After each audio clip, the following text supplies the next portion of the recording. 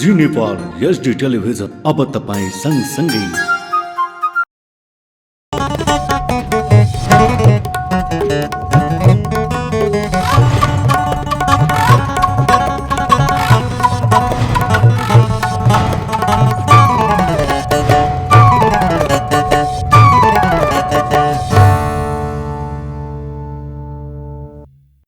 नमस्कार, जी नेपाल न्युजमा यहाँलाई स्वागत छ। म करुणा लामिछाने। सुरुमा मुख्य समाचारका शीर्षकहरू। कांग्रेसको तेस्रो पटक केन्द्रीय समिति बैठक बस्दै बैठक भोलि भर्चुअल माध्यमबाट बस्ने जानकारी।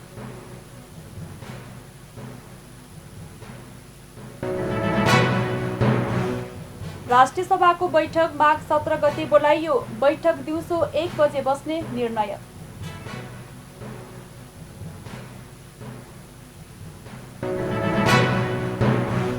यातायात कार्यमा मन्त्री दाहालको अनुगमन, बिचौलिया रोक्न निर्देशन।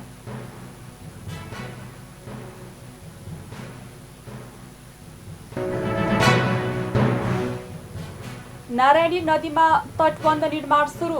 तटबन्ध निर्माणका लागि पहिलो खण्डको गोलपत्र आह्वान भइसकेको जानकारी। त्रिभुवन विश्वविद्यालयले विद्यार्थीलाई छात्रवृत्ति प्रदान गर्ने सहमति कार्यान्वयन नगरेको नेभी सङ्घको भनाई। विद्यार्थी सङ्घद्वारा व्यवस्थापन संकायमा तालाबन्दी। युक्रेनलाई नेटोको सदस्यता लिनबाट नरोक्ने अमेरिकाको तर्क। युक्रेनमा हमला गर्ने कुनै योजना नरहेको रसियाको भनाई। र अफ्रिका कप अफ नेसन्सको समूह चरणबाटै बाहिरियो। घाना फुटबल सङ्घद्वारा मुख्य प्रशिक्षकलाई बर्खास्त।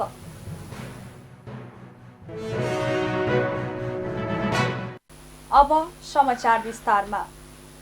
नेपाली कांग्रेसका सभापति शेरबहादुर देउवाले केन्द्रीय कार्यसमिति बैठक बोलाएका छन्। बैठक शुक्रबार बस्ने तयारी भएको सभापति देउवाको सचिवालयले जनाएको छ। कोरोना संक्रमणको जोखिमका कारण केन्द्रीय समिति बैठक भर्चुअल बस्ने कांग्रेस महामन्त्री गगन कुमार थापाले जानकारी दिनुभयो। केन्द्रीय कार्य समितिको आकार ठूलो भएकाले भर्चुअल बैठक बस्ने महामन्त्री थापाले बताउनु भएको छ। शुक्रबार 11 बजे बैठक बस्छ। कांग्रेसको 14औं महाधिवेशनबाट नयाँ कार्य समिति चयन भएपछि तेस्रो पटक केन्द्रीय समिति बैठक बस्न लागेको हो। विधानमा कांग्रेस केन्द्रीय कार्य समिति 168 सदस्य हुने व्यवस्था छ। अहिले 148 केन्द्रीय सदस्य रहेका छन्। महाधिवेशनबाट 134 जना केन्द्रीय सदस्य निर्वाचित भएका थिए भने सभापतिमा दोस्रो बढी मत पाउने स्वतः केन्द्रीय सदस्य हुने विधानको व्यवस्था अनुसार डाक्टर शेखर कोइराला केन्द्रीय सदस्य भएका हुन्। 33 जना सभापतिले मनोनित गर्न पाउने सुविधा छ, जस अनुसार 13 जना केन्द्रीय सदस्य मनोनित भइसकेका छन्। राष्ट्रिय सभाको बैठक माघ 17 गतेका लागि बोलाइएको छ। यसअघि माघ 2 गते अनिश्चितका लागि स्थगित गरिएको बैठक माघ 17 गते सोमबार दिउँसो 1 बजे बस्ने गरी बोलाइएको हो। संघीय संसद सचिवालयका महासचिव भरतराज गौतमले सूचना जारी गरी राष्ट्रिय सभाका अध्यक्षको बैठक बोलाएको जानकारी दिएका छन्। लामो समयदेखि पटक पटक स्थगित हुँदै आएको प्रतिनिधि सभाको बैठक पनि माघ 16 गतेका लागि बोलाइएको छ। बागमती प्रदेशका श्रम रोजगार तथा यातायात मन्त्री घनश्याम दाहालले यातायात कार्यमा जनशक्ति अभावका कारण हुने ढिलासुस्तीलाई अन्त्य गर्ने बताउनु भएको छ। बिहीबार ललितपुरको एकान्त कुना स्थित यातायात कार्यालय अनुगमन गर्दै मन्त्री दाहालले यातायात कार्यालयमा दक्ष जनशक्तिको व्यवस्था गर्दै ढिलासुस्तीलाई अन्त्य गर्ने बताउनु भएको हो। अनुगमनका क्रममा सेवालाई सुस्त दुरुस्त बनाउन निर्देशन दिँदै उहाँले आवश्यक सुधारको प्रयास मन्त्रालयले गर्ने बताउनुभयो। त्यस्तै उहाँले यातायातमा बिचौलियालाई अन्त्य गर्दै सेटिङलाई पनि रोक्ने स्पष्ट पार्नुभयो। बिचौलियाले गर्दा कार्यालय नै बदनाम भएको भन्दै यसलाई रोक्न पनि निर्देशन दिएको उहाँको भनाइ छ। उहाँले अहिले पनि कागजी झन्झट देखिएको भन्दै त्यसलाई अन्त्य गर्नका लागि देखिएको कानुनी जटिलता हटाइने दावी गर्नुभयो। हड्डामा राख्ने सिस्टमले पनि हामीलाई अहिले कतिपय कुराहरू अलिकति असजिलो बनाएको छ। त्यसलाई पनि हामीले हल गर्नुपर्ने छ। अर्को अब हामीसँग अहिले पनि कतिपय अवस्थामा दक्ष जनशक्ति कर्मचारीहरूको अभाव पनि छ। त्यो समस्यालाई पनि हल गर्न पर्ने देखिएको छ। किनभने अहिलेको अवस्था जुन रूपमा अगाडि बढिरहेको छ, हाम्रा काम गर्ने शैलीहरू हिजोकै पुराना तरिकाका काम गर्ने शैलीहरू, हाम्रा ढड्डा राख्ने पुरानै तरिकाहरू छन्। हामी अहिले सबै अनलाइन सिस्टमको विकास गर्ने भनेर अगाडि बढ्दै गर्दा अब ठुला ढड्डाहरूलाई सधैँ त्यसलाई सुरक्षित गर्न सकिन्न। त्यसलाई सफ्टवेयरमा कम्प्युटरमा कसरी व्यवस्थापन गर्ने भन्ने कुराहरू पनि मुख्य समस्याको रूपमा रहेको छ र त्यो हल गर्नुपर्छ। हामी त्यो बारेमा मन्त्रालयमा छलफल गरिरहेका छौँ र छिट्टै नै त्यो निर्णय गर्दैछौँ। अर्को यहाँ अलि लामो एउटा समस्या चाहिँ जसले लाइसेन्स लिनुभएको छ त्यति बेला त्यो लाइसेन्सको चेक जाँच गर्ने जुन समिति हुन्छ, समितिले लास्टमा सही गर्ने बेलामा कहीँ न कहीँ अब त्यो के कारणले त्यस्तो हुन गयो त्यो सबै हामी अहिले ठ्याक्कै यही भएर हो भन्न त सक्दैनौँ। त्यो समस्याले गर्दा अहिले सेवाग्राहीहरूले पनि समस्या भोगिरहेका छन्। एकातिर हेऱ्यो भने उहाँहरूसँग स्मार्ट लाइसेन्स छ, यहाँ हेर्दा अहिले पनि फेल भएको हो कि भने जस्तो अवस्था देखिने। त्यो समस्या उहाँहरूको दोष पनि होइन, अहिलेको कर्मचारीको दोष पनि हो जस्तो देखिन्न। बिचमा कहीँ न कहीँ केही न केही समस्याहरू पैदा भएका छन् र यसलाई हामीले सिरियसली लिएका छौँ। अनुगमनका क्रममा मन्त्री दाहालले सेवाग्राहीसँग छलफल गर्दै देखेका समस्याका बारेमा जानकारी लिनुभएको थियो। सेवाग्राहीले घण्टौं लाइन बस्दा पनि सहज रूपमा सेवा नपाएको भन्दै आक्रोश व्यक्त गरेका थिए। त्यस्तै मन्त्री दाहालले अर्को मुख्य समस्याका रूपमा लाइसेन्स लिने कामलाई औल्याएका छन्।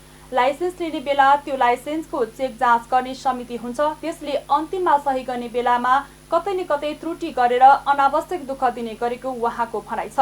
यातायात क्षेत्रमा बिचौलियाहरूका कारण अलि बढी नै समस्या हुने गरेको उनीहरूको प्रवेश रोक्न मन्त्री दाहालले कडा निर्देशन पनि दिएका छन्। विद्यार्थीलाई छात्रवृत्ति प्रदान गर्ने सहमति कार्यान्वयन नगरेको भन्दै नेपाल विद्यार्थी सङ्घले कीर्तिपुर स्थित त्रिभुवन विश्वविद्यालय व्यवस्थापन संकायमा तालाबन्दी गरेका छन्। व्यवस्थापन संकायका कुल विद्यार्थी संख्याको 10% विद्यार्थीलाई 100% छात्रवृत्ति प्रदान गर्न यसअघि भएको सहमति कार्यान्वयन नभएको भन्दै नेभी सङ्घले तालाबन्दी गरेका हुन्। उनीहरूले आर्थिक अभावका कारण विद्यार्थीहरूमा गरिएको विभेद अन्त्य गर्न र महँगो कोर्स पढ्न नसक्ने विद्यार्थीका लागि छात्रवृत्ति प्रदान गर्ने विषयमा सङ्घ र त्रिवी बीच 2076 साल साउन 24 गते भएको सहमति कार्यान्वयन गर्नुपर्ने बताएका छन्। उनीहरूले त्रिवी व्यवस्थापन संकायबाट सम्बोधन प्राप्त सबै क्याम्पसको शुल्कमा एकरूपता ल्याउन माग गरेका छन्। त्यस्तै केही क्याम्पसले छात्रवृत्तिका नाममा 2 देखि 5 लाखसम्म उठाउने गरेको भन्दै त्यस्ता क्याम्पसहरूको सम्बोधन खारेज गरी आवश्यक कारबाही गर्न माग गरिएको नेभी सङ्घ नेता दीपक ओझाले जानकारी दिनुभयो। प्रत्यक्ष लाभान्वित गर्न सम्पूर्ण विद्यार्थीहरूको सङ्ख्याको 10% विद्यार्थीलाई 100% छात्रवृत्ति प्रदान गर्न नेभी सङ्घ र त्रिवी भएको सहमति कार्यान्वयन नभएको र त्रिवी व्यवस्थापन संकायको लापरवाही देखेर नेभी सङ्घ आश्चर्य भएको छ। यस विषयलाई व्यवस्था गरेकाले नेभी सङ्घ तालाबन्दी गर्न बाध्य भएको छ। तसर्थ हामीलाई त्रिवी व्यवस्थापन संकाय प्रशासनबाट निम्नलिखित विषयवस्तुमा तत्काल 24 घण्टाभित्र जवाफ र स्पष्टीकरण साथै माग पूर्ति चाहन्छौँ। 1 नम्बर मुद्दा छ त्रिवी व्यवस्थापन संकायबाट सम्बन्धन प्राप्त क्याम्पसहरू Shankardev campus, Nepal commerce campus, public youth campus, Saraswati campus, Patan campus, KMC college, universal college, Thames college, Everest college, Kathford college, prime college, KIST college, DAV college, IIMS college, KNK college लगायतका देशभरिका सम्पूर्ण क्याम्पसहरूको शुल्कमा एकरूपता ल्याइयोस्। व्यवस्थापन संकाय अन्तर्गत BBA, BIM, BBM, BBA finance, BTTM, MBM जस्ता लगायतका कोर्सहरू पढाउने क्याम्पसहरूले विद्यार्थीबाट 100% छात्रवृत्तिको नाममा 2 लाखदेखि 5 लाखसम्म उठाउने गरेको पाइएकोमा ती क्याम्पसहरूको सम्बन्ध खारेज गरी आवश्यक कारबाही गरियोस्। सो क्रममा त्रिवी व्यवस्थापन संकायका डिन डिलिरा शर्माले विद्यार्थीहरूको मागका बारेमा आफू सकारात्मक भएको भन्दै सर्वपक्षीय छलफलबाट समस्या समाधान गर्ने बताउनुभयो। पनि रिप्रेजेन्टेटिभ मलाई चाहिँ 2-4 जना 5-7 जना तपाईँहरूको कोले चाहिँ इन्भल्भ हुनुहुन्छ। किनकि मिटिङ हामी अराजक नभइकनै प्रस्तुत हौँ होइन, कुरा सुनौँ, मजाले गर्नुपर्ने कुराहरू। मलाई लाग्छ तपाईँहरूको स्पिरिटभन्दा मेरो स्पिरिट कम हुँदैन यो कुरामा। मेरो कुनै पनि भेस्टेड इन्ट्रेस्ट छैन। टोटल्ली तपाईँले भनेकै कुरामा लागू गर्नको लागि म कमिटेड छु है। त्यहाँ कुरा गरौँ, सम्पूर्ण कुराहरू गरिसकेपछि मलाई लाग्छ समस्याको समाधान हुन्छ। म के कुरामा चाहिँ उहाँहरूलाई भोलि निर्देशन दिन्छु भने तपाईँहरूले हामीले रिजल्ट निकालेर विद्यार्थी भर्ना गरेको 15 दिनभित्रमा तपाईँले सम्पूर्ण स्कलरसिपको लिस्ट दिन कार्यालयमा त्यहाँ तपाईँले भित्तामा पनि राख्नुपर्नेछ र चाहिँ त्यो लिस्ट चाहिँ 15 दिनभित्रमा चाहिँ दिन कार्यालयमा पठाउनु भएन भने तपाईँहरूको चाहिँ डिएफिलिएटेड गर्छुसम्म मैले चाहिँ तपाईँलाई चाहिँ त्यहीँ भोलि नै भनिदिन्छु। हामी त्योसम्मको चाहिँ लेभलमा गएर हामीले चाहिँ कार्यक्रमहरू चाहिँ भोलि चाहिँ म मिटिङ राख्छु, तपाईँहरू पनि सहभागी हुनुहोस्। र अरू जुन तपाईँले चाहिँ उठाउनु भएका कुराहरू छन्, अरू पनि कुनै प्राविधिक कुराहरू छ, दिन कार्यालयबाट अरू पनि केही गर्नुपर्ने मोनिटरिङका कुराहरू छ भने आगामी दिनमा बसेरै जाउँला, सहकार्य गर्ने विद्यार्थी साथीहरूसँग। अहिलेसम्म म चाहिँ के भनेको छु भने सेमेस्टर लागू गर्नेदेखि लिएर अहिले यो कोर्ससम्म आउँदा जुन फ्याकल्टी अफ म्यानेजमेन्ट अहिले त्रिभुवन विश्वविद्यालयको सबभन्दा ठुलो सङ्ख्या भएको छ, यो विद्यार्थीहरूकै कारणले, तपाईँ हामी सबैकै कारणले भएको हो। विश्वविद्यालयमा व्यवस्थापन सङ्काय तलमाथि पऱ्यो, हामीले हाम्रा गतिविधिहरू एकाडेमिक क्यालेन्डरहरू प्रभावकारी रूपबाट सञ्चालन गर्न सकेनौँ भने मलाई लाग्छ त्रिभुवन विश्वविद्यालय अरूबाट चाहिँ चल्न गाह्रो हुन्छ। त्यसकारण पनि हामी सिरियस छौँ, म पर्सनल्ली पनि सिरियस छु। विद्यार्थीहरूले व्यवस्थापन संकायको भर्ना सम्बन्धी कार्यविधि पालना नगरी सिम्याटको रिजल्ट अगावै भर्ना लिने क्याम्पसहरूलाई पनि कारबाही गर्न माग गरेका छन्। आफूहरूको मागका विषयमा 24 घण्टाभित्र कुनै सम्बोधन नभई कडा आन्दोलन गर्ने चेतावनी उनीहरूले दिएका छन्। शहीद सप्ताह अन्तर्गत बिहिबार शहीद धर्मभक्त माथेमाप्रति श्रद्धाञ्जली अर्पण गरिएको छ। शहीद माथेमालाई फाँसीमा झुन्डाएको काठमाडौँको सिफलमा काठमाडौँ महानगरपालिकाले माथेमाको शालिगमा पुष्पगुच्छा चढाएर श्रद्धाञ्जली अर्पण गरेको छ। 104 वर्षसम्म जरेको जहानिया राणा शासन विरोधी आन्दोलनमा सक्रिय माथेमालाई 1997 साल माघ 23 गते सिफलमा रहेको बकैनाको रुखमा झुन्डाएर फाँसी दिएको थियो। शहीद माथेमा राणा शासनको विरुद्धमा केही युवाहरूको सहयोगमा सन् 1993 मा नेपाल प्रजा परिषद नामक संगठन स्थापना गरी राणा शासन विरोधी आन्दोलनमा होमिनु भएको थियो। यसअघि शहीद सप्ताहको पहिलो दिन शहीद शुक्रराज शास्त्रीप्रति उहाँलाई फाँसी दिएको स्थान काठमाडौँको टेकुमा श्रद्धाञ्जली कार्यक्रमको आयोजना गरिएको थियो। हरेक वर्ष माघ 10 देखि 16 गतेसम्म शहीद सप्ताह मनाउने गरिन्छ। भौतिक पूर्वाधार तथा यातायात मन्त्री रेणुकुमारी यादव विरुद्ध प्रहरीमा जारी दरखास्त परेको छ। माघमा रौतहटमा आयोजित मधेस बलिदान दिवसलाई सम्बोधन गर्दै मन्त्री यादवले जनमत पार्टीका अध्यक्ष सीके राउतलाई ज्यान मार्ने धम्की दिएकी थिइन्। सांसद तथा नेपाली कांग्रेसका नेता रञ्जित कर्णले मन्त्री यादवले साम्प्रदायिक द्वन्द्व फैलाउने अभिव्यक्ति दिएको भनेर उनीमाथि राज्य विरुद्धको कसुरमा अनुसन्धान गर्न माग गरेका छन्। उनले जिल्ला प्रहरी कार्यालय सप्तरीमा जाहेरी दिन खोज्दा लिन नमानेपछि जिल्ला प्रहरी कार्यालय रौतहटमा हुलाक मार्फत जाहेरी पठाएको कर्णले बिहिबार नै सप्तरीका प्रमुख जिल्ला अधिकारी जनार्दन गौतम मार्फत प्रधानमन्त्री शेरबहादुर देउवालाई ज्ञापन पत्र पनि पठाएका छन्। सरकारी कर्मचारीले अवकाश हुँदा पाउने सुविधा सहितको रकममा 5% मात्र कर लाग्ने भएको छ। न्यायाधीश द्वय ईश्वर खतिवडा र नहकुल सुवेदीको संयुक्त इजलासले गत मङ्सिर 21 गते गरेको फैसलाको पूर्णपाठमा सो विषय उल्लेख छ। यसअघि सरकारले आयकर ऐन 2058 बमोजिम अवकाश भएका कर्मचारीबाट 15% का दरले करकट्टी गर्ने निर्णय गरेको थियो। उक्त निर्णय विरुद्ध राष्ट्रिय वाणिज्य बैंकका कर्मचारीले अदालतमा परेको रिट दायर गरेका थिए। सोही विषयको फैसलामा अदालतले 5% मात्र कर लाग्ने निर्णय सुनाएको हो। कर्मचारीको अवकाश भुक्तानीको हकमा उक्त ऐनको दफा 65 को उपदफा 1 को खण्ड ख बमोजिम गणना गरिएको लाभमा 5% का दरले मात्र करकट्टी गर्नुपर्ने भन्ने व्यवस्था रहेको छ। सन् 2019 को डिसेम्बरबाट सुरु भएको कोरोना भाइरस विश्वका 200 भन्दा धेरै देश तथा टापुहरूमा फैलिसकेको छ। गत चैत्रदेखि असारसम्म अत्यन्तै संवेदनशील बनेको कोरोना भाइरसको यति बेला पुनः तेस्रो लहरको रूपमा वितण्डा मच्चाइरहेको छ। तथ्याङ्कमा हेर्दा कोरोना भाइरसको त्रास अझै हटि नसकेको देखिएको छ। यसै सम्बन्धी एक रिपोर्ट। दक्षिण अफ्रिकाबाट उत्परिवर्तन भएको कोरोना भाइरसको नयाँ रूप ओमिक्रोन बढी आक्रामक र संक्रामक देखिएपछि विश्व जनस्वास्थ्य फेरि अर्को खतरामा पर्न गएको आभास हुन थालेको छ। ओमिक्रोन कोभिड-19 को पछिल्लो निकै संक्रामक र घातक उपज मानिएको छ। सन् 2019 को डिसेम्बरबाट सुरु भएको कोरोना भाइरस विश्वका 200 भन्दा धेरै देश तथा टापुहरूमा फैलिसकेको छ। तथ्याङ्कमा हेर्दा कोरोना भाइरसको त्रास अझै हटिसकेको छैन। कोरोना भाइरसको विश्वभरिको तथ्याङ्कलाई हेर्दा दैनिक 7 लाखभन्दा बढी नयाँ मानिसहरूमा कोरोना भाइरसको सङ्क्रमण देखिरहेको छ भने विश्वभर दैनिक मृत्यु दर 15,000 भन्दा बढी छ। यो तथ्याङ्क पहिलो चरणमा सबैभन्दा धेरै सङ्क्रमण भएको जुन जुलाईको भन्दा दोब्बर बढी हो। कोरोनाको त्रास बढिरहेको छ। यसबाट बच्नको लागि विभिन्न किसिमका सावधानी अपनाउँदा पनि विकसित मुलुकहरूमा कोरोनाको सङ्क्रमण बढ्दो मात्रामा गइरहेको छ। तर अझैसम्म पनि यसको औषधि भने पत्ता लगाउन सकिएको छैन। पछिल्लो तथ्याङ्क अनुसार कोरोना भाइरसबाट विश्वभर 7 करोडभन्दा धेरै सङ्क्रमित देखिएको छ। हालसम्म 20 लाखभन्दा धेरैको मृत्युको कारण जेसुकै भए पनि कोरोना परीक्षणमा पोजिटिभ नतिजा देखिएको छ। कुल 7 अर्ब जनसङ्ख्या रहेको विश्वमा कुल जनसङ्ख्याको 1% जनसङ्ख्यामा कोरोना भाइरसको सङ्क्रमण देखिएको छ। कुल 7 अर्ब जनसङ्ख्या भएको विश्वमा कुल जनसङ्ख्याको 1% भन्दा बढीमा कोरोना भाइरसको सङ्क्रमण देखिएको छ। यस्तै विश्वभर हालसम्म करिब 5 करोड जनसङ्ख्या कोरोना भाइरसलाई जितेर निको भइसकेका छन्। यद्यपि विश्वभर अझै पनि करिब 2 करोड जनसङ्ख्या कोरोना भाइरससँग लडिरहेका छन्। भारतमा पनि कोरोना सङ्क्रमणको दर बढेसँगै नेपालीहरू धमाधम आफ्नै घर फर्किँदैछन्। तर नाकामा कोरोनाको परीक्षण भएको छैन। भारतबाट नेपाल आउनेहरू सिधै आफ्नो घर धाइरहेका छन्, जसले गाउँ र टोललाई नै खतरा पारेको छ। सरकारले पनि जनता बचाउने हो भने उपत्यका भित्रिने नाकाहरूमा कडाइका साथ चेक जाँच गर्नुपर्छ। कोरोनाका नयाँ भेरिएन्टबाट देशका नागरिकहरूलाई बचाउन सरकारले आवश्यक नीति बनाउने बेला आएको छ। अझ बालबालिका, दीर्घकालीन रोगी र बुढाबुढीलाई अनावश्यक काममा ननिस्किन आग्रह गर्नुपर्छ। यसबाट कोरोना केही मात्रासम्म न्यूनीकरण गर्न सकिन्छ कि? जी न्युज नेपालका लागि विक्रम दाहाल, काठमाडौँ। बाँकेमा छोराको चाहनामा विभेदपूर्ण लिङ्ग छनौट गर्नेको संख्या पछिल्लो समय बढ्दै गएको छ। पहिलो सन्तान छोरी भएका प्राय दम्पतिले गर्भ रहनासाथ लिङ्ग परीक्षण गराउने गरेका छन्।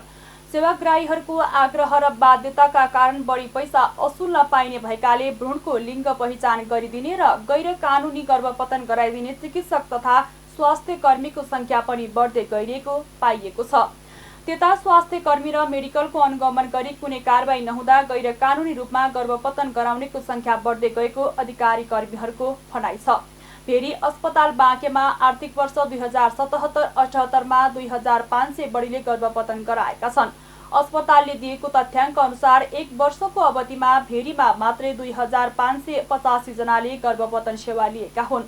गएको वर्ष गर्भपतनपछि समस्या देखिँदा सेवा लिन आउनेको संख्या 187 छ। यो संख्या जथाभावी औषधि सेवन गरेर गर्भपतनपछि समस्या भएर आउनेको संख्या भएको चिकित्सकहरूले बताएका छन्। भेरी अस्पतालमा कार्यरत नर्स वसुन्धरा गेवालीले बाहिर लिङ्ग पहिचान गराई गर्भपतन गराउन आउनेको संख्या अस्पतालमा कमै भएको बताइन्। तर पहिलो सन्तानमा विभेद नभए पनि पहिलो सन्तानपछि छोराको चाहना राख्ने दम्पति धेरै हुने गरेको उनको भनाइ छ। सहजै भिडियो एक्सरे गर्न सकिने सुविधाले पनि लिङ्ग पहिचान र गर्भपतन बढेको हो। मोरङको धनपालथान गाउँपालिका 7 कमलपुर नजिकैको उखुबारीमा 2 जनाको शव भेटिएको छ। 20 देखि 25 मिटरको दूरीमा 2वटा खाल्डोमा गाडिएको अवस्थामा 2 जनाको शव भेटिएको जिल्ला प्रहरी कार्यालय मोरङले जनाएको छ। शव कसको हो भन्ने बारे भने खुलेको छैन। अहिले तालिम प्राप्त कुकुर सहितको अनुसन्धान टोली पनि घटनास्थलमा पुगेको छ। शवको प्रकृति हेर्दा हत्या गरी गाडेको हुन सक्ने प्रहरीले बताएको छ। नेपालगञ्ज लगायतको आसपासका क्षेत्रमा बिहिबार अत्याधिक चिसो महसुस गरिएको छ। जल तथा मौसम विज्ञान कार्यालय कोहलपुरका अनुसार नेपालगञ्जको न्यूनतम तापक्रम 8.4 डिग्री सेल्सियस सरेको छ। न्यूनतम तापक्रम घट्दा चिसो बढी महसुस भएको जल तथा मौसम विज्ञान कार्यालय कोहलपुरका प्रमुख वरिष्ठ जल अधिकृत विनोद पराजुलीले जानकारी दिनुभयो। घाम लागे पनि चिसो हावाका कारण तापक्रम घटेको उनको भनाइ छ। यद्यपि नेपालगञ्जमा 2 दिन अघि न्यूनतम तापक्रम 6.4 डिग्री सेल्सियस सरेको थियो। सन् 2013 जनवरी 10मा नेपालगञ्जको तापक्रम 0.3 डिग्री सेल्सियसमा झरेको जल तथा मौसम विज्ञान कार्यालय कोहलपुरले जनाएको छ। चिसोका कारण आम जनजीवन कष्टकर बनेको छ। खास गरी विपन्न तथा मजदुरहरू जाडो कसरी झल्ने भन्ने ठूलो समस्यामा छन्। विकल्पविहीन गरिब तथा ज्येष्ठ नागरिक अत्यधिक चिसोले कठ्याङ्ग्रिन बाध्य भएका छन्। यस्तो अवस्थामा तात्नुपर्ने जनताको सबैभन्दा नजिकको स्थानीय सरकार गुमनाम रहेको छ। बाँकेका सहायक प्रमुख जिल्लाधिकारी टोपेन्द्र केसीले गरिब तथा निमुखालाई न्यानो उपलब्ध गराउन काम गरिरहेको बताउनु भएको छ। त्यसका लागि 600 कम्बल खरिद गरेर वितरण भइरहेको उनको भनाइ छ। जबकि विपद व्यवस्थापन समितिले शीतलहरबाट 26,036 परिवारका 1,66,000 प्रभावित हुन सक्ने आकलन गरेको छ। भारतबाट आयात हुने सुन्तला खान अयोग्य भएको खाद्य प्रविधि तथा गुण नियन्त्रण कार्यालय नेपालगञ्जले जनाएको छ। भारतबाट आयात हुने सुन्तलाको विषादी जाँच गर्दा अत्यधिक मात्रामा विषादी फेला परेको कार्यालयका सूचना अधिकारी अमित कुशर सुमनले बताएका छन्। खाद्य प्रविधि तथा गुण नियन्त्रण कार्यालयले कार्तिकदेखि तरकारी र फलफुलमा रहेको विषादी मापन गर्न थालेको हो। उनले फलफुलका 544वटा नमुना परीक्षण गर्दा 2वटा नमुनामा खान नमिल्ने गरी विषादी प्रयोग भएको फेला परेको बताएका छन्। 3 महिनामा तरकारी र फलफुलका 4083वटा नमुना परीक्षण गरिएको उहाँले बताएका हुन्। यसअघि रानी तलाउ सब्जी मण्डी स्थित विषादी अन्वेषण द्रुत विश्लेषण इकाइले भारतबाट आयात हुने तरकारी र फलफुलको विषादी परीक्षण गर्दै आएको थियो। जी नेपाल न्युजमा अब एकैछिन विश्राम अगाडि मुख्य समाचारका शीर्षकहरू। कांग्रेसको तेस्रो पटक केन्द्रीय समिति बैठक बस्दै बैठक भोलि भर्चुअल माध्यमबाट बस्ने जानकारी।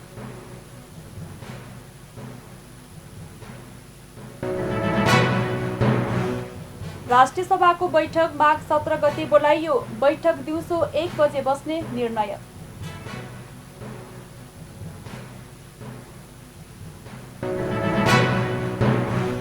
यातायात कार्यालयमा मन्त्री दाहालको अनुगमन, बिचौलिया रोक्न निर्देशन।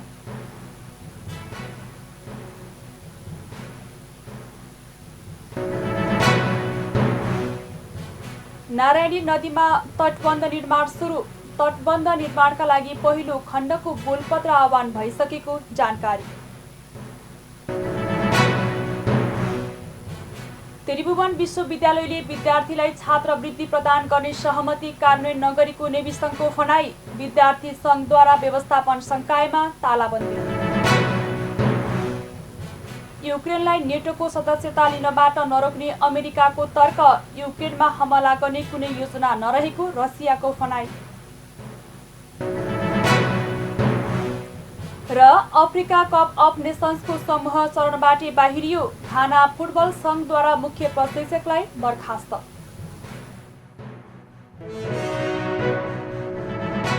विश्राम पश्चात अब बाँकी समाचार। श्रम मन्त्री कृष्णकुमार श्रेष्ठले भिजिट भिसामा दुबई पुर्याएका भई नेपाल फर्काउन वा रोजगारीको व्यवस्था गर्न चेतावनी दिनुभएको छ। बिहिबार मन्त्रालयमा भिजिट भिसामा दुबई पुगेर दुःख पाएका युवाहरूसँगको छलफलका क्रममा उहाँले भिजिट भिसामा कामका लागि दुबई पुर्याउनेलाई कुनै हालतमा नछाड्ने स्पष्ट पार्नुभयो। उहाँले वैदेशिक रोजगारमा जाँदा भिजिट भिसाको प्रयोग नगर्न आग्रह समेत गर्नुभयो। भिजिट भिसामा दुबई पुर्याउने गरेका विषयमा मन्त्रालय गम्भीर रहेको भन्दै उहाँले यसलाई नियन्त्रण र अनुसन्धान गर्न सरकार गम्भीर भएर लागेको बताउनुभयो। भिजिट भिसा मार्फत दुबई लगायत श्रम गन्तव्य मुलुकमा पुगेर पीडित भएकालाई सम्बोधन गर्न मार्शल टिम गठन भएको उहाँले जानकारी दिनुभयो। उहाँले मन्त्रालयले आगामी आइतबारदेखि 24 घण्टा फोन उठ्ने गरी गुनासो सुनवाई कक्ष स्थापना गर्न लागेको बताउनुभयो। दुःख पाएका नेपालीहरूको गुनासाका आधारमा दलालहरूलाई कारबाही गर्ने उहाँले स्पष्ट पार्नुभयो। भिसामा दुबई पुर्याउनु भएको छ भने फेरि पनि म तपाईहरुलाई भन्न चाहन्छु, छिटोभन्दा छिटो नेपाल फर्काउने या उहाँहरूलाई त्यहाँ रोजगारीको व्यवस्था गर्नुस्, होइन भनी चाहिने भोलि हामी कसैलाई पनि पानी मुनि गए पनि हामीले छोड्ने वालामा छैनौँ। यही अनुसार यस हाम्रो नेपाल सरकार मन्त्री परिषदको पनि यही अनुसारको निर्णय भएको छ। त्यसकारणले म फेरि पनि पत्रकार साथीहरू लगायत पीडित भाइहरूलाई विशेष गरी मैले अघि नै पनि अनुरोध गरेको छु, भाइहरूले अब त तपाईहरुले चेत्नु भयो भने तपाईहरु फेरि पनि विदेश जान सक्नुहुन्छ, जानुस्। सीआईबी को चाहिने प्रहरी नायब उपरीक्षक सम्मिलित वैदेशिक रोजगार विभाग, वैदेशिक रोजगार बोर्ड लगायतको लगभग 5 जनाको टिम यो हाम्रो मार्शल टिम बनेको छ। यो टिमको मुख्य उद्देश्य हुन त विभिन्न क्षेत्रमा भनौँ न वैदेशिक रोजगारको सिलसिलामा विभिन्न अरू देशका पनि सुनिन्छ, तर अहिले विशेष गरी यो दुबईकै भिजिट भिसामा लगेर ठग्नेहरूको लागि यसलाई टार्गेट बनाएर यो मार्शल टिम बनाइयो। त्यस्तै पीडित युवाहरूले आफूहरूले चर्को मूल्य तिरेर केही व्यक्ति मार्फत दुबई गएको र अल्पत्र परेको गुनासो गरेका छन्। उनीहरूले आकर्षक तलबको बहानामा आफूहरूलाई झुक्काएको बताएका थिए। तपाईहरु भिडमा आउनुभएको, तपाईहरुलाई हेर्ने हाम्रो कुनै पनि हैसियत छैन। तपाईहरु कहाँ गएर कसरी आउनुहुन्छ त्यसरी जानुहोस् भन्ने शब्द प्रयोग गर्नुहोस्। राज्यको कर खाएर तलब खाएर नेपालको करले उहाँ युएमा बस्ने उहाँको शब्द चाहिँ के आयो भन्दाखेरि तपाईँहरू भिडमा आएको हो, तपाईँलाई हामीले हेर्न मिल्दैन। यहाँमा हामी त एउटा नेपाली हौँ, हामीले अल्पत्र परेका छौँ, हाम्रो यति उद्धार हजुरहरूले कहाँबाट के हुन्छ सहयोग गर्नुहोस् भन्दाखेरि उहाँको त्यो जवाब छ। उहाँको के अरे अडियो हामीले रेकर्ड गरेर राखेको छौँ सर, हामी प्रत्यक्ष देखाउन सक्छौँ। बारम्बार हामीले कमल उपाध्याय कहाँ छ भन्दाखेरि एमइसीमा मिटिङ छ भनेर 3 जोडी साथ जानुभयो। तर हामी पीडितमा एमइसीबाट कोही पनि मान्छे आएर हामीलाई सोधपुछ केही पनि भएन सर। तर जुन दलाल छ उसले 3 चोटि गएर मिटिङ भएन सर। उहाँ यो कारण के हो यसको पनि मन्त्रीज्यू यहाँ हुन्छ, यसको विषयमा पनि बुझिदिनु हुन म अनुरोध गर्न चाहन्छु। पासपोर्ट मागेको, पासपोर्ट माग्दाखेरि पिसिआर गर्ने कुरा हुँदै थियो खास गरी त्यति बेला। अनि पिसिआर गर्ने कुरामा चाहिँ सबैको नाम लेखिराख्नु भएको थियो। अनि मैले भने मेरो पनि नाम लेखिदिनु सर, म पनि पिसिआर गरेर घर जान्छु भन्दाखेरि तेरो पिसिआर हुँदैन भन्नुभयो। किन सर भनेर भन्दाखेरि तँलाई हुँदैन, कमल सरले नै भन्नुभएको छ तेरो पिसिआर हुँदैन भनेर भन्नुभयो। अनि उहाँको दाजुभाइको के डिस्कस परेको रहेछ, भाइको रिसले गर्दाखेरि भाइको कन्ट्याक्ट पर्सन म थिएँ। अनि त्यो भाइको उसले गर्दाखेरि चाहिँ मलाई उसले रिस भएको। अनि त्यस्तै डिस्कस भयो, उसले एकदम नराम्रो खालको वचन भन्नुभयो। त्यो भन्नै नमिल्ने खालको। अनि त्यो भनेपछि अनि फेरि पछाडि उहाँले के भन्नुभयो, तँलाई मै सडाइदिन्छु भनेपछि अनि मैले हात छोडेको छ। कसरी भनेर अनि हातको सडाइदिन्छु भन्नुभयो। कसरी जाँदो रहेछ नेपाल भन्नुभयो, त्यही कारणले हो। पछिल्लो 1 वर्षमा मात्रै झन्डै 80,000 नेपाली रोजगारी खोज्न भिजिट भिसा मार्फत युए पुगेको अनुमान मन्त्रालयको छ। बाँकी जिल्लामा 10 वर्षको अवधिमा 1.25 लाख जनसङ्ख्या वृद्धि भएको छ। केन्द्रीय तथ्याङ्क विभागले बुधबार सार्वजनिक गरेको राष्ट्रिय जनगणना 2078 को प्रारम्भिक वितरणमा बाँकी जिल्लाको जनसङ्ख्या 6,03,393 उल्लेख छ। जबकि राष्ट्रिय जनगणना 2068 मा जिल्लामा 4,91,313 जनसङ्ख्या रहेको थियो।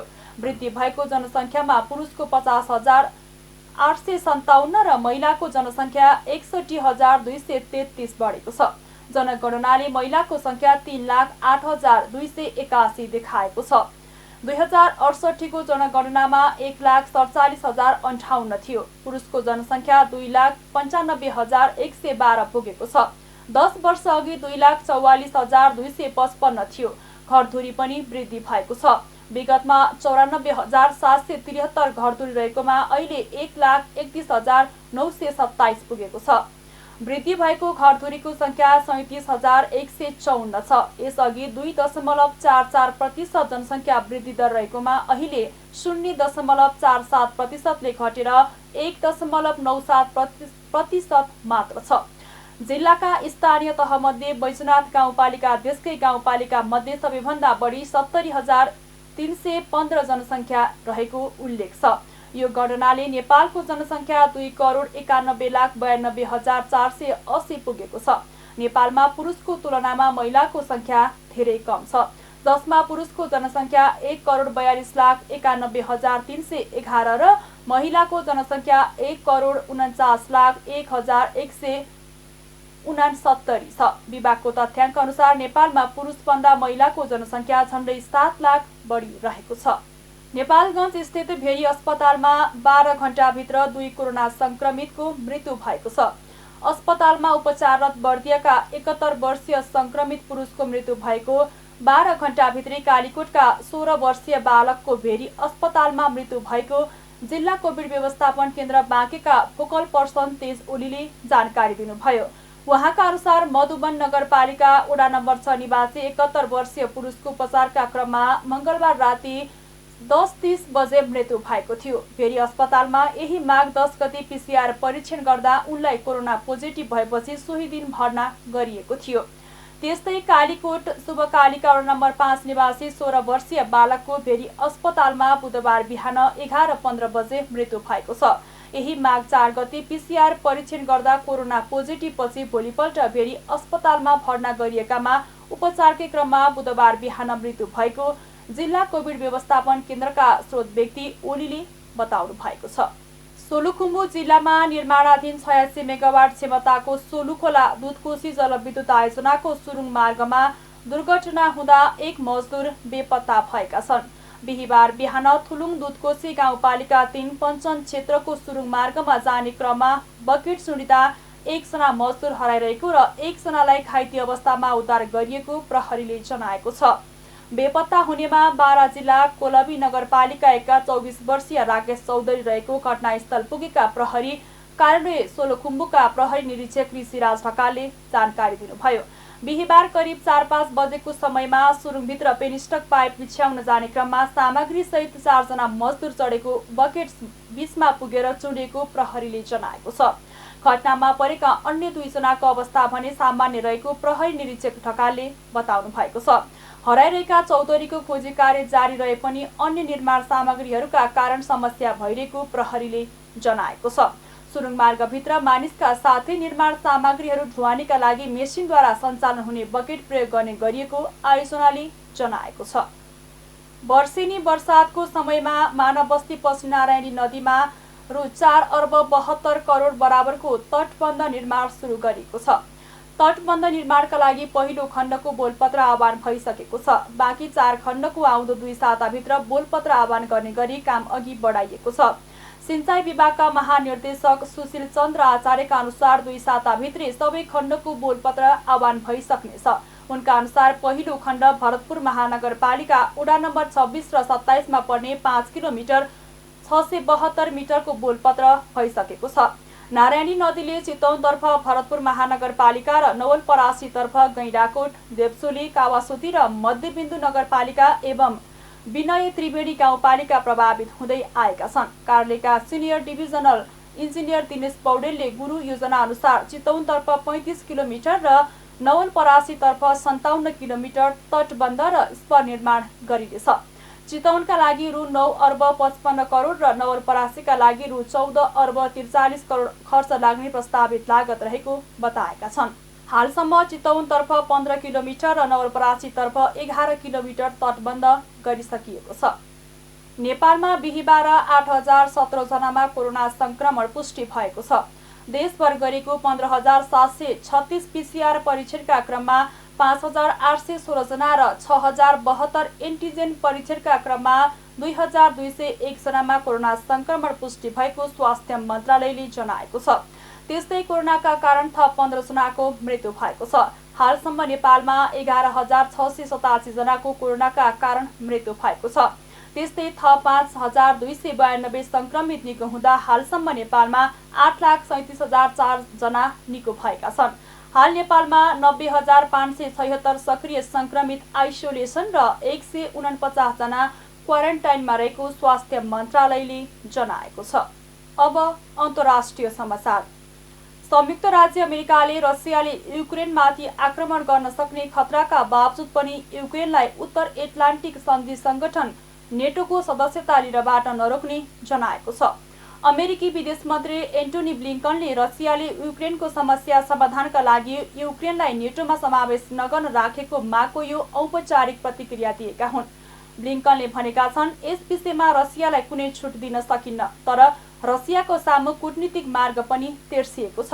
छनौट रसियाको आफ्नै हो। एकजना रुसी मन्त्रीले ब्लिङ्कनको प्रतिक्रियामाथि आफ्नो मुलुकले अध्ययन गर्ने बताएका छन्।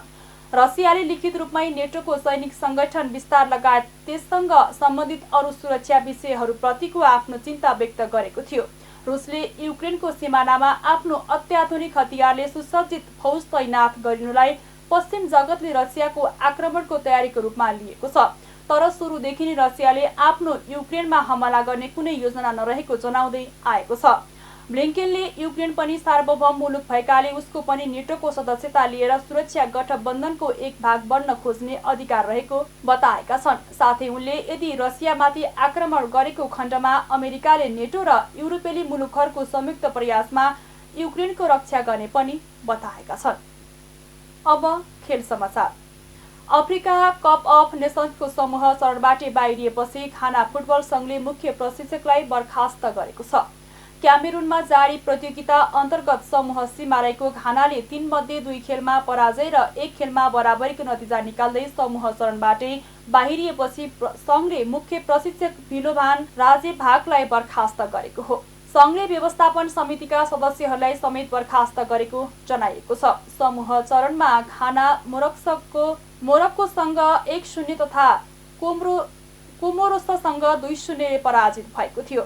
यसै गरी घानाले गाबोनसँग 1-1 को बराबरी खेलेको थियो।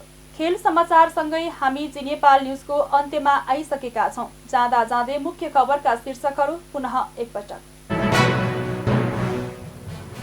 काङ्ग्रेसको तेस्रो पटक केन्द्रीय समिति बैठक बस्दै बैठक भोलि भर्चुअल माध्यमबाट बस्ने जानकारी।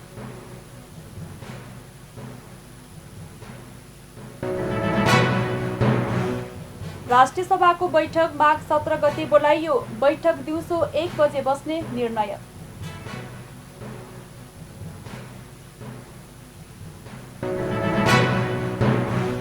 यातायात कार्यमा मन्त्री दाहालको अनुगमन, बिचौलिया रोक्न निर्देशन।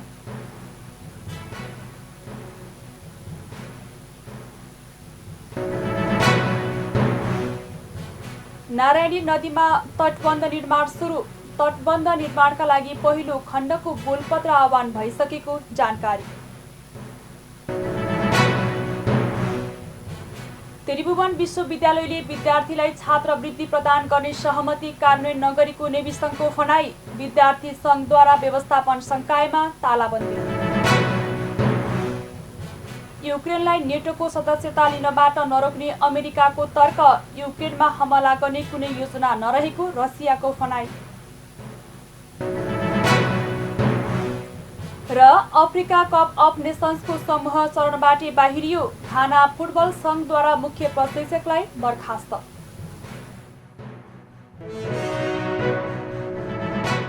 हौस् त अहिलेको लागि जी नेपाल एसटी न्युज यति नै। ताजा समाचार र मनोरञ्जनका लागि जी नेपाल एसटी टेलिभिजन हेर्दै गर्नुहोला। नमस्कार।